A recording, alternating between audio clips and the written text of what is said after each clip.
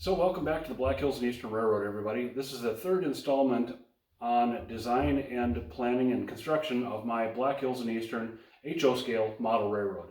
Today we're taking a look at construction materials, DCC, and track and switches. So regarding the actual construction of the benchwork, I'll take you through a slideshow here after a bit in this video. But first I wanted to show you exactly what it looks like underneath now. So what I did is basically established an open grid, and then for these yard areas and actually all of staging here, which is basically the entire layout that as you see it today and as you've seen in other videos, basically an open grid overlaid with approximately 1/4 inch plywood and then Homosote over the top of that. The reason why I've chosen Homosote to top over the plywood is it tends to be very forgiving in taking a track nail and being able to move the track around if you've made a design mistake or anything like that. And I'm playing a little bit loose and fast with the track plan here as it is today. Don't have exactly a formal drawing to work from, so just general ideas and a little bit trial and error. And having seen other railroads working and how they're put together is my guide here. And having a general idea for the curvatures and things like that as I set forth in the previous video. So keeping in mind that I plan to continue that Homosote over plywood over open grid for the yard areas and industrial areas in the main level and the top level on this multi-deck HO scale model railroad. In the places where I require negative space, where there isn't any industrial areas, basically just scenery, I plan to do just that open grid with risers and then sub-road bed and cork road bed over that, overlaid finally with my flex track. Without exception, I'm using Atlas Flex Track here, Code 100, and Code 100 switches from Atlas also. This is a Sioux City yard, and I elected to continue that Code 100 as I did for the rest of the staging areas on the layout that are currently built. I plan to go up to Code 83 as we continue on to the main level and on to the upper deck, and may even drop down to, if I have to do some research, if there's even shorter rail available for super low traffic areas and lesser maintained areas as well. As I said earlier, outside of Sioux City, we're basically all hidden staging here on the entire railroad that's been built so far. So I'm really not minding use code 100, and there's a couple of reasons for that. Number one is it's super available, and I've used a lot of it from estate sales. And in fact, nearly 100% of the Code 100 flex that I'm using here is off of estates and kind of cobbled together a little bit, but I've been able to clean it up and use it for the purpose here of the Black Hills and Eastern Railroad. And I think it's turning out pretty well so far. And again, in addition to it being widely available, it's super cheap, and it's reliable enough for what we need here. And as far as that tall rail in the Sioux City yard, I plan to do some landscaping here and add some scenery in a little bit, as much as you can in a yard area, and probably bury some of these tracks in the dirt here. Some of these shorter tracks, the ones that don't get maybe as much attention as some of the track closer to the main line, if you will. So essentially two reasons why I haven't used hand-laid track in here. The first one, chiefly among them, would be that I want to get done with this layout sometime in this lifetime. I madly respect people that do have skill in hand laying track and switches. I just have too many other things going on right now: career, children in the house, extracurricular activities outside of the model railroad. It's not going to happen here. The second one is I fear thermal misalignments, and I sense that that's a bigger issue with hand-laid track than it might be with commercial track. We can swing between 60 degrees and about 75, 76 down here. Humidity is not much of a concern, but certainly temperatures are, and I have experienced some thermal misalignments here when we first got laying in the Sioux City yard, and I don't want to go through that again. So we're going to stick with commercial track and switches here for the time being. Not to say that it wouldn't be in the cards for maybe one of the branch lines up top, but we'll see about that as it comes. And then with regard to switches, I've decided to stay away pretty much clear of number 4s, either number 6s as a minimum or number 8s, and like in this scenario here that you see in Whitewood, this number 8 is buttery smooth, but you know what? It's a space hog. There's a lot of room that this takes up. And it's even on the space that I have, I don't foresee myself putting in a lot of number 8s. Even on that Code 83, they're gorgeous looking. They make trains look really nice, but I don't see myself putting in a lot more number 8s. And then with regard to DCC command stations, a long time ago with the Sioux Junction, that 4x8 railroad that I may discuss at some point on the channel here, chose a DCS 100 Digitrax command station. This particular command station supports readback, so I can write to and read from locomotive decoders on the computer in the other room over here in this shop. So that's nice to have on a programming track, and to be able to set up decoders quite easily via GMRI Decoder Pro. I plan to use the circuit breaker functions on a PM42. I have a breakout board for that, which I plan to break the layout into different districts, and of course the staging, Sioux City Yard will be one power district, probably another will be the main level, and then the upper level will be the Deadwood line.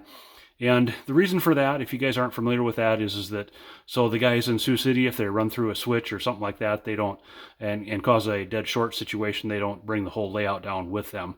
So the guys in Deadwood can continue to work, or wherever else on the layout can continue to work, even though there's a short situation somewhere else.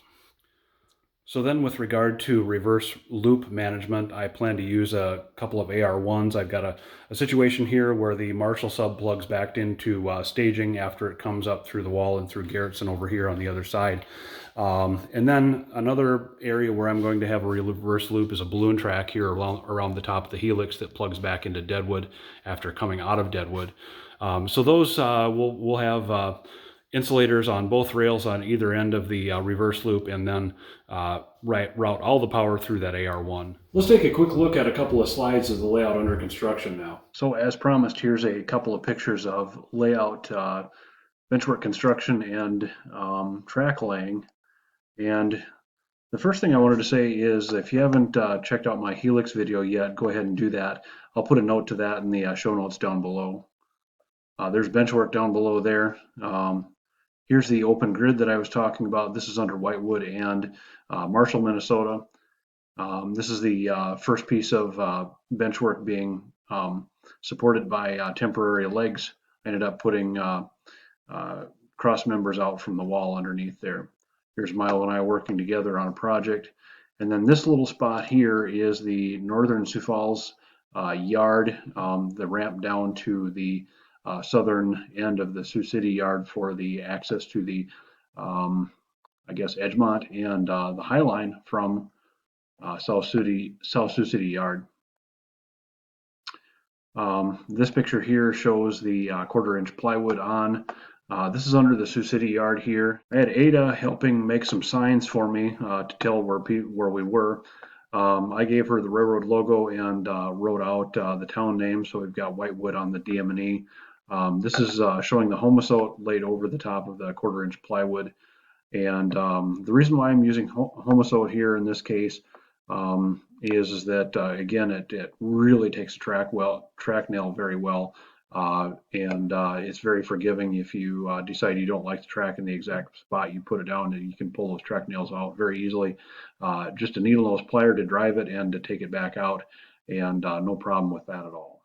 And then Sioux City Burlington Northern Yard, Ada also drew for me.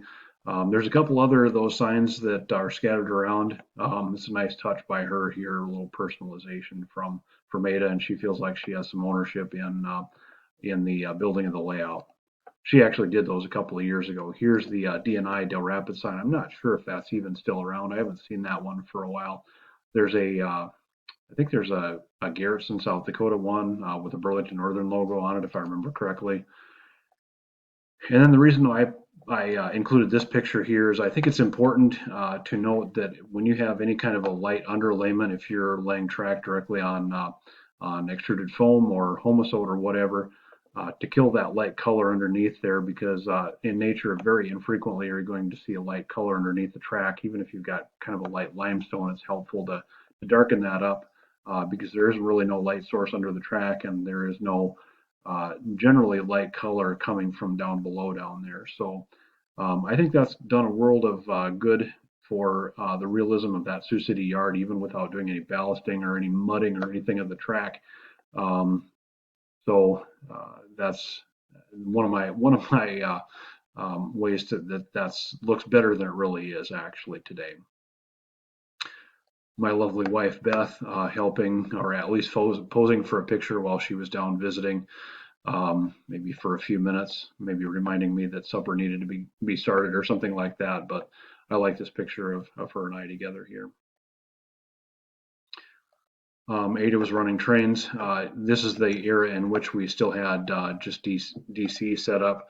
You see that MRC controller there putting out DCC signal to the Helix, and she was, I believe, running a train up the Helix. Not exactly sure. I think that's about all the track we had laid. You can see Whitewood off to her right there. We didn't have very much at that point, but we played a little bit every once in a while. This is the Madison subdivision staging area. This is Homosote that's not painted. I'm not going to paint that. I did paint a little corner of that over there where the West Junction switch is. You get a better picture of that in some of the other videos that I have. That will be a small part that you'll be able to see trains come through there and access Del Rapids, but for the most part underneath here will be hidden staging. So I'm not really interested in spending time painting that.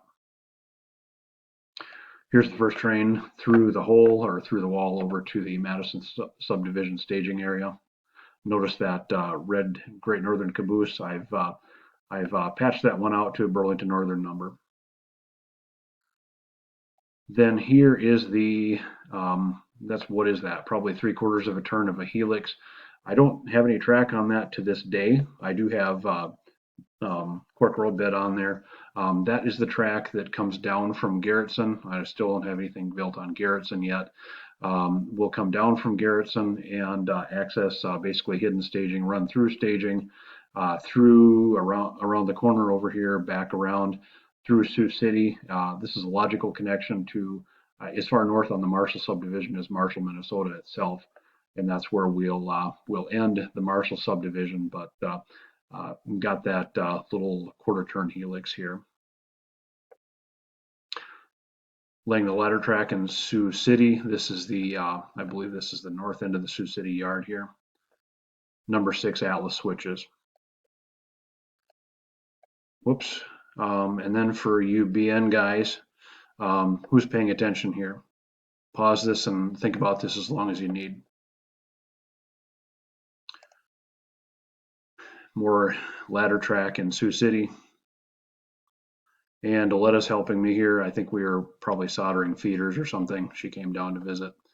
And then one last picture here in the Sioux City yard. If I got any friends of BN guys with me today, go ahead and sound off in the comments below. I hope you enjoyed this third episode in a little series I'm doing on layout design and construction. The next one here will be, I'll walk you through my track plan as I have it hand drawn right now, and I've got a question for you guys regarding software for track planning. That will be the next episode here in this series. Hope you take a look for that. Subscribe if you haven't already.